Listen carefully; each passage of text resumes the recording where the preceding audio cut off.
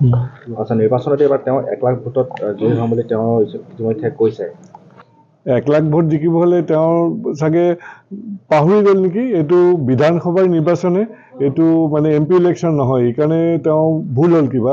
তেওঁ চিন্তা কৰিব লাগিছিলে এইটো কোনটো ইলেকশ্যন হয়, আৰু জিকিব বুলি ভাবিছে। ইমান যদি চিয়'ৰ থাকে তেতিয়াহ'লে ধৰক মই মইনাক পাত্ৰ অসম জাতীয় পৰিষদৰ হৈ অকলে মই ইয়াতে ফাইট কৰি আছোঁ, মোৰ আগে পিছে কোনো নাই এতিয়ালৈকে। কিন্তু এজন মানুহ 20 বছৰ বিধায়ক থকাৰ পিছতে ইয়াতে তেওঁৰ নৰেন্দ্ৰ মোদীৰ ছাপোৰ্ট লাগিব লগা হৈছে, অমিত শ্বাহৰ ছাপোৰ্ট লগা হৈছে, দেৱেন্দ্ৰ ফাডনবিছৰ ছাপোৰ্ট লগা হৈছে, CMৰ ছাপোৰ্ট লগা হৈছে, আদিত্যনাথৰ ছাপোৰ্ট লগা হৈছে, নীতিন নবীনৰ ছাপোৰ্ট লগা হৈছে। এনেকুৱা মানুহ যাক মানে প্ৰতিটো ক্ষেত্ৰত এটা ছাপোৰ্ট লাগে, তেওঁ ডিব্ৰুগড়ৰ কাৰণে কি কৰিব?